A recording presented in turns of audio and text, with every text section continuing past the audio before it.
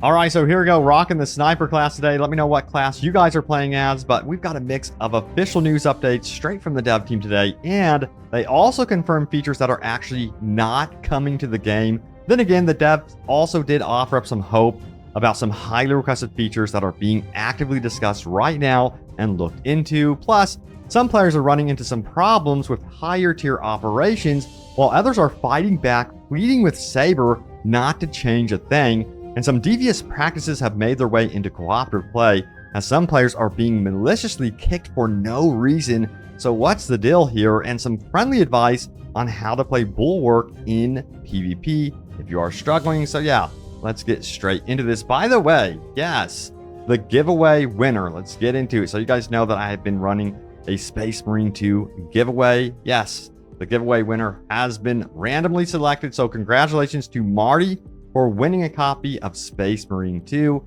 He has been emailed, so Marty, please check your email. And by the way, really quick about that, I will never ever contact you guys about winning a giveaway through Telegram or the comment section of my own YouTube channel ever.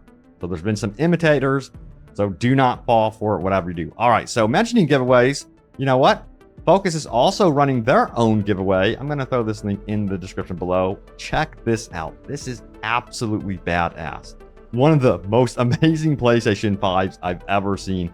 But yeah, they're giving away a one-of-a-kind Warhammer 40K Space Marine 2 PlayStation 5. But yeah, also, I did want to note this. You guys are probably wondering, how is the reception going for Space Marine 2? Now we are sitting at a mostly positive rating. It is on the up and up. I think it's at 76% now. Previously, it went from like 71%, 74, and now we're at 76. So I'm curious to see when it actually goes over the 80%, which I personally think it will happen. But yeah, some official stuff and notes from the dev team if you're having problems with this. So here are some notes right here from Focus about they're working on a fix for error code 14 on PC, but there's also a workaround. You can pause the screen here if you're having that problem and do the workaround for now. Also, yeah, some of you are dealing with like invisible characters on screen as well, where your main character goes completely invisible. They talked briefly about this right here and said that is also being worked on as well. So yeah, they're actively right now working on a bunch of fixes for some problems that have been kind of like plaguing the game, I guess you would say. Now, there was also some replies about some ideas that you guys had, and they definitely did say no to specific ideas as well. So let's get into this right here.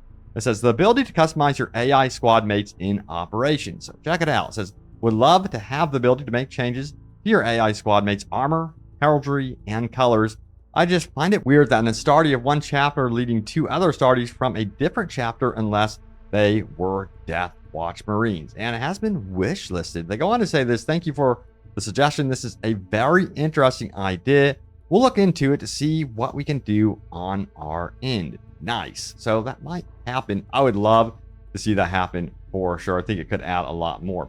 Now, we also have this Thunderhawk customizations. Damn, this is such a good idea. It'd be cool to be able to customize the color of the Thunderhawk we fly in on, even if it's just a primary color and an emblem. Make it match the chapter we're playing as would be nice. It has been noted, and they say this Thunderhawk customization would be really cool, but we can't have only Thunderhawk customization without also Battle Barge customization. This is quite a big task. We would love to do it at some point, but it would take time to set up properly. Cheers. Now that is very intriguing that they did mention Battle Barge customization in there as well. Maybe like have some banners flying and do all sorts of cool stuff in your, like, I guess you would say, own living space. That would be badass. So I found that very interesting that they went a little bit further with it. We'll see if that actually does happen, but man, that would be very, very cool, because I feel like the customization is the way to go with post-launch content as well as those new game modes. But yeah, check it out. It says add Librarian and Chaplain as playable classes. And we have this, adding new variety to the game is always good. Could use the Librarian as a 1,000 Suns Marine and the Chaplain as a word bearer for the Chaos Space Marine side of PvP. Now this has an interesting note. It says need info. And I was like, well, let's see what the devs had to say about this. It says, hi, we're thinking about adding new playable classes, but we need more information about what you would like to see as players. Beware that the development of new classes takes time, so it won't happen immediately. don't hesitate to give us more ideas we could take into account. So this is your chance to upvote your favorite class that you absolutely have to see in the comments down below. Let's see which one wins out. Choose only one class that you want to see first and foremost as your top tier class that should be added immediately into the game. Sound off in the comments down below and get to upvoting each other. This is going to be a battle for sure. All right, so we also have this one, procedurally generated operation maps. Now this piqued my interest. It says procedurally generated co-op maps would really help the longevity of the game, exploring a derelict spaceship, venturing into ancient faction theme Subterranea, or navigating a seemingly endless battlefield to find the enemy commander. Sounds like great fun, even after hundreds of gameplay hours. Now, we have an unfortunate response. It is considered out of vision. Here is the response from the dev team. The game's architecture was not conceived to have procedurally generated operation maps, so this idea is unfortunately out of vision, but we already have a lot of ideas to help the longevity of the game. So, hey, you know what? At least there's good news. Now, to expand on this, when you have procedurally generated stuff, it can be pretty cool. However, you can also lose that handcrafted detail.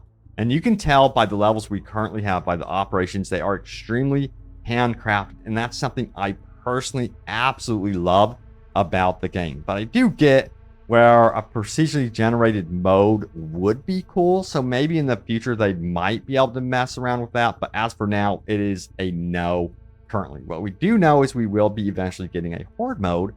So yeah, we're going to be getting new stuff for operations, PvP, and that horde mode. Next up, we have this one. Unlock armor cross-class color options and expanded loadouts for ultimate roleplay. And we have this: equip armor pieces unlocked in any class across your entire loadout. For example, use that sniper's cloak with any class. Introduce painting and color customizations for specific armor parts, allowing players to craft unique looks. Add more melee weapons for all classes to enhance roleplay, like equipping a tactical class with a knife. Unlock the ability to use all sidearms with any class for more versatile loadouts. Different armor types, Povis, Gravis, Tacticus, traditionally serve specific roles, but allowing cross-class options in private sessions keeps the balance while enhancing player satisfaction and immersion. And the response is this: it is very much out of their scope of vision. They say this: while this is a nice idea, this isn't really possible without breaking the lore. We take lore compliance very seriously. So yes, it looks like they're really looking to the lore and respecting that, which is huge for many elements of the game. So a lot of you might actually have a sigh of relief that the dev team is taking it this seriously, which is wonderful to see. All right, so we also got to talk about some problems players are finally running into when they are getting into the higher tier of operations mode. Check it out. It says higher level difficulty operations aren't fair or fun. I love the game. I love the combat. I love Space Marines kicking ass. I fucking hate how cheap and unenjoyable operations are along with the interactions between enemies and your character. I'm playing on veteran difficulty. The damage taken is just way too high. My team ran into a group of 8 to 10 of the ranged Tyranid elites. All 3 of us engaged at once. We were out of grenades, and our Vanguard dropped his armor ability instantaneously. 2 of us were killed from roughly half health and full shields. Elite mobs eat way too much damage, and you can't stagger them consistently. All 3 of us can be attacked by one elite mob, and it will still manage to do its attack while getting hit in melee by 3 Space Marines. When there's large swarms of enemies to deal with, there's oftentimes just too much incoming damage to deal with, and you don't have the damage capacity to handle clearing enough enemies before they just straight stat check you to death. The fodder minions that spawn with 1,000 Sun Space Marines are too fucking tanky. I understand they have shields and need to be dealt with accordingly, but when you've got A, B, C, and 4 things to deal with, and the group of 4 or 5 of them won't get off your back, so you turn around to kill them, but you didn't charge a heavy attack, so their shields just ate 2 swings of your Thunder Hammer. How the fuck? But now 3 of them are attacking you, so you parry, and then you start charging a power attack, and then the Space Marine instant transmissions to you and starts an uncounterable attack, but you're stuck in the power attack animation, so now you're eating that damage, and you've already blown through 4 health bars at this point, a little overtuned. So mobs shouldn't track you through rolls. And it says the Space Marine should cause some sort of stagger when attacking, even with light attacks. That would be a cool addition, you know, more reaction from enemies. Sometimes elites can eat something like 8 light attacks and 3 power attacks until you can execute them. I use mostly the lightning hammer. That's just insane to me and needs to be changed. Some of the mini boss fights, like the Carnifex, however it's spelt, give you the almost 0 time to melee it, making it a fight you will take multiple hits from unless you want to spend 15 minutes playing extremely safe and slow, chipping away at its health. There's more, but the whole experience is exhausting. Clearing an operation doesn't feel fun. It feels like a chore. It's exhausting. In my opinion, it just isn't fun experience, at least playing at veteran difficulty. So yeah, I got a question. Do you guys agree with this or not? You know, some people do. And then there's also this take right here. It has been 3 days and people are already complaining about difficulty.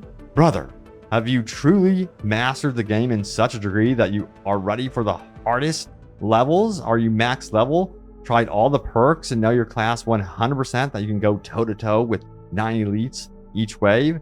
The AI mechanics will be checked upon in due time. If enough complaints raises, that is good, but the difficulty? Lower it, brother. There will be another day. Then again, maybe there does need to be some adjustments. I do think some of the melee needs some fine tuning, and I do like the idea of some of these enemies getting more staggered. I do think that perhaps needs to be a thing, especially in those higher difficulties for sure. Sound off your opinion on this one. Kind of curious your take.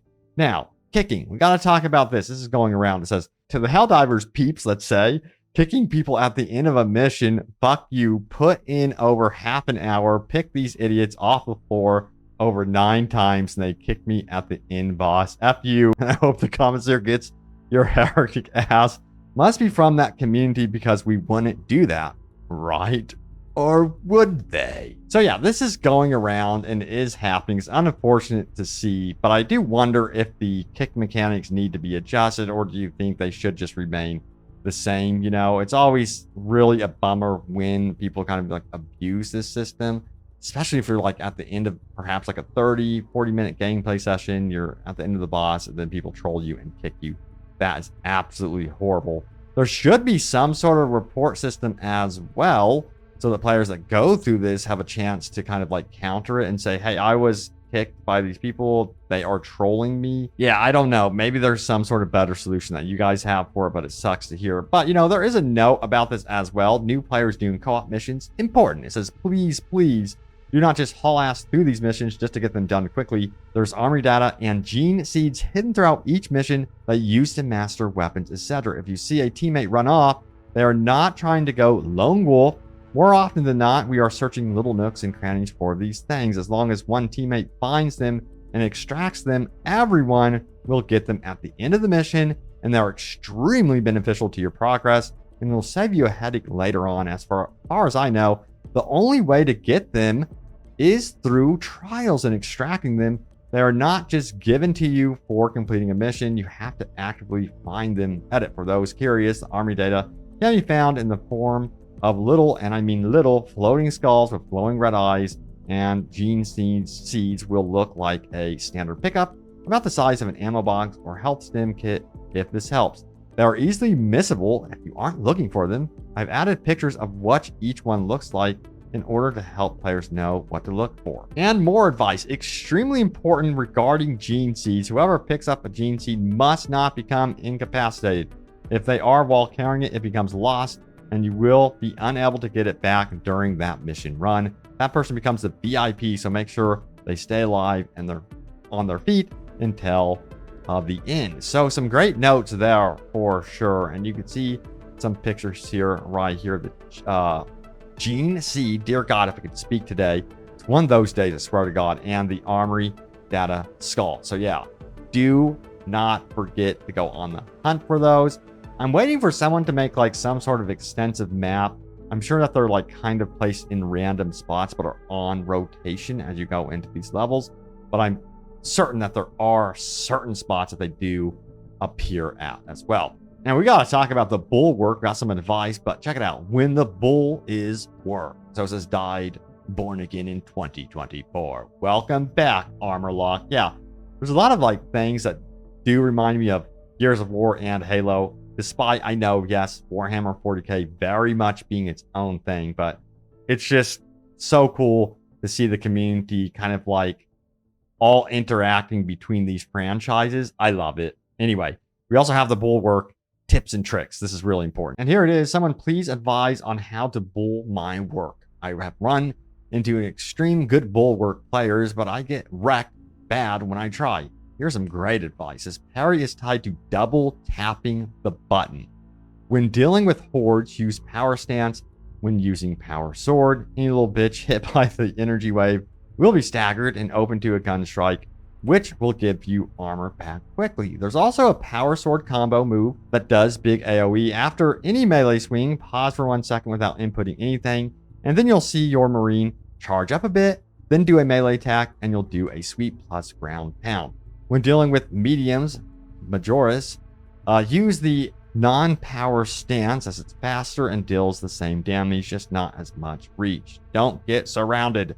Shield bash and dodge frequently to make sure the enemy is in front of you instead of all around you. Save your banner ability for moments where you can't space yourself properly. That last one, by the way, is so freaking important. It says perks make you unkillable, horde wiper later on as well. But yeah, using the banner, learning when to actually use that is extremely important. I can't tell you how insanely important that is. Also in PvP as well, you got to time it. Like, timing is absolutely everything. And guess what? It is time to go over your top comments. As always, love reading over these, so be sure to leave a comment down below. It could end up right here before your eyes in a future video, but let's do this. We have this one. I hope PvP doesn't get ignored. It's pretty fun. I'd like to see smaller team games too. Yeah, you know, that's going to be up to the dev team. So far, they have given no indication that they want to ignore this. I think they're very much in tune to what you guys love. So I do not expect them to ignore PvP whatsoever. Now, we also have a dual wield melee class. Would be so awesome. Chain axes, lightning claws, works for both loyalists and heretics too. Cornzerkers, night lords, space wolves, and raven guard. I like the sound of the space wolves. That would be my first choice, because that sounds badass. And 6-player operations really needs to be on the radar. 3 is fun, but bigger battles would really open them up for some crazy stuff. Totally agree. I've heard this time and time again. You guys really want to see bigger all-out warfare. Maybe that will be the horde mode that we're looking forward to, you know? We'll have to wait and see how many players can actually play in a single instance of horde match. We'll see. So there it is, the latest happenings around Space Marine 2. I have you guys covered as always. Look out for more news and updates. It seems like they plan to do some sort of like live ops dev blogs. I don't know if it's going to be in the form of videos or streams. We'll have to wait and see what they plan. But yes, I will keep you guys updated as always. But thank you so much for all the love and support. And stay tuned for more. And I will see you all next time. Take care.